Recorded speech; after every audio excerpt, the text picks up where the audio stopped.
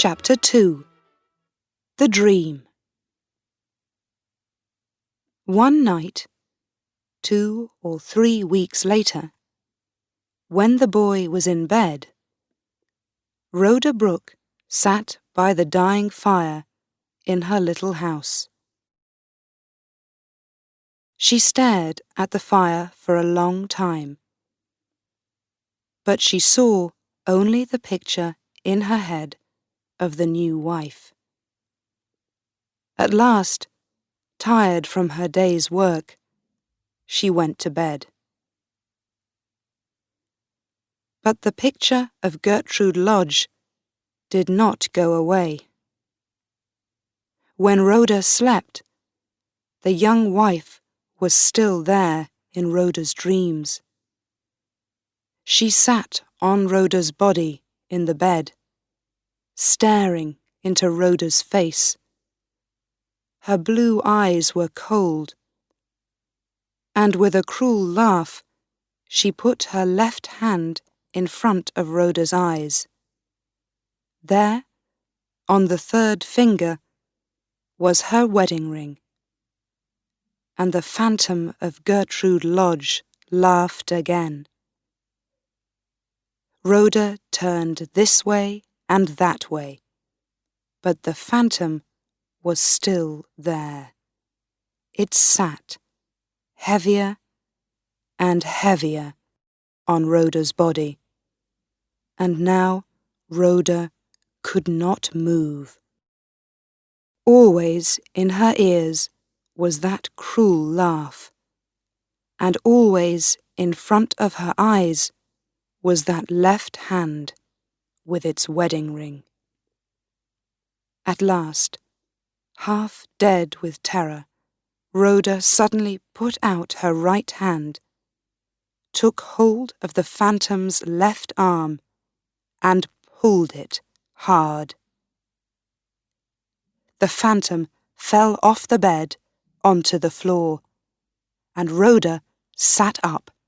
"Dear God!" she cried. She felt cold, so cold. That was not a dream. She was here.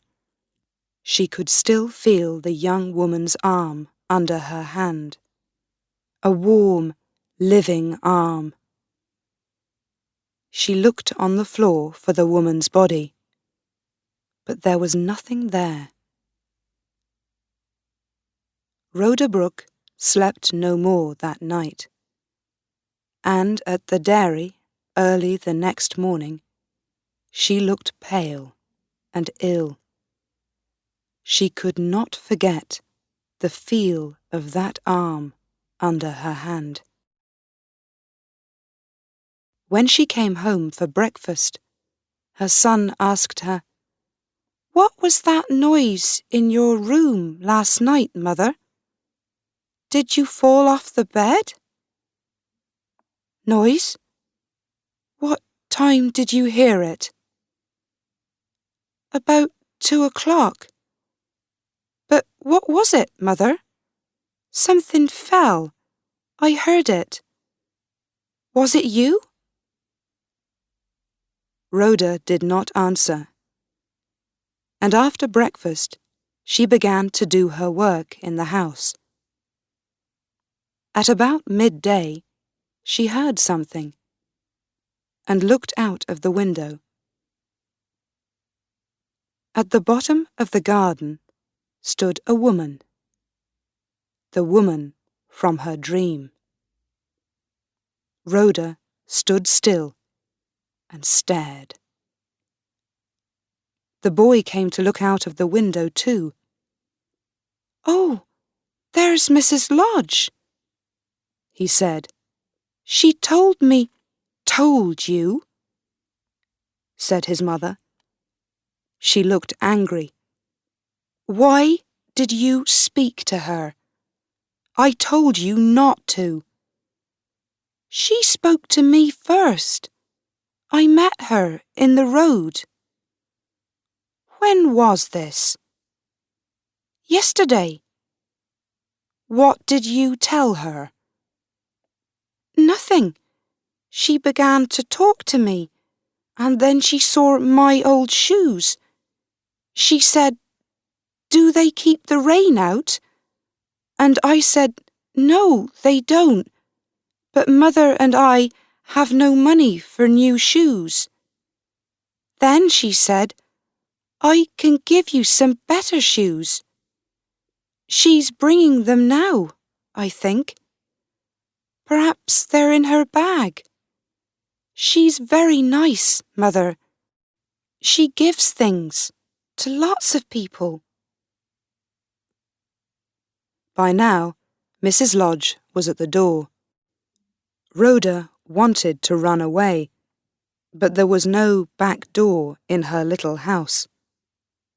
So she waited, and the boy ran to open the door. "This is the right house, then?" said Mrs. Lodge, smiling at the boy. "And this is your mother, is it?" The face and body were the same as those of the phantom in Rhoda's dream. But there was nothing cruel in this face. The blue eyes were warm, and the smile was sweet and kind.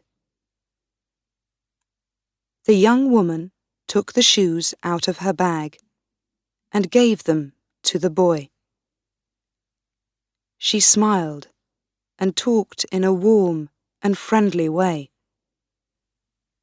"How kind she is," thought Rhoda. "How young and sweet and innocent. Why did I have that bad dream about her? She's a friend, not an enemy." 2 days later, Mrs. Lodge came again, with a new shirt for the boy. And 12 days after that, she visited Rhoda a third time. The boy was out that day. "I like walking up here on the hill," Mrs. Lodge told Rhoda. "And your house is the only one up here." They talked about the weather and the village. Then Mrs. Lodge got up to leave. "Are you well, Rhoda?" she asked. "You look pale." "Oh, I'm always pale," said Rhoda. "But what about you, Mrs. Lodge? Are you well?" "Yes, I am, but there is something. It's nothing very bad, but I don't understand it." She uncovered her left hand and arm. There were marks on the arm, yellowy-brown marks, like marks made by fingers. Rhoda stared at them. "How did it happen?" she asked.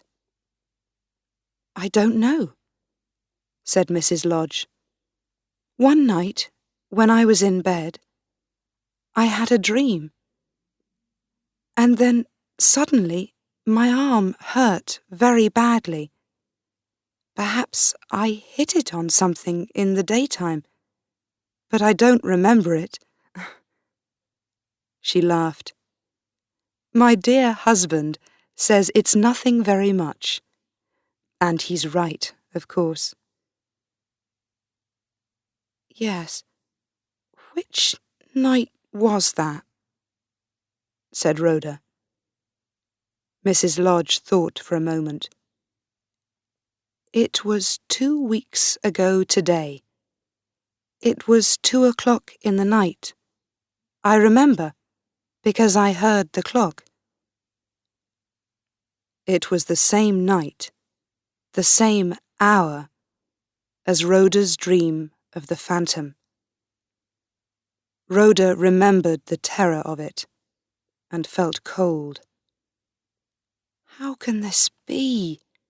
She thought, when Mrs. Lodge left. Did I do that? But why? She is innocent and kind. I don't want to hurt her. And how can a thing like that happen? Only witches can do things like that.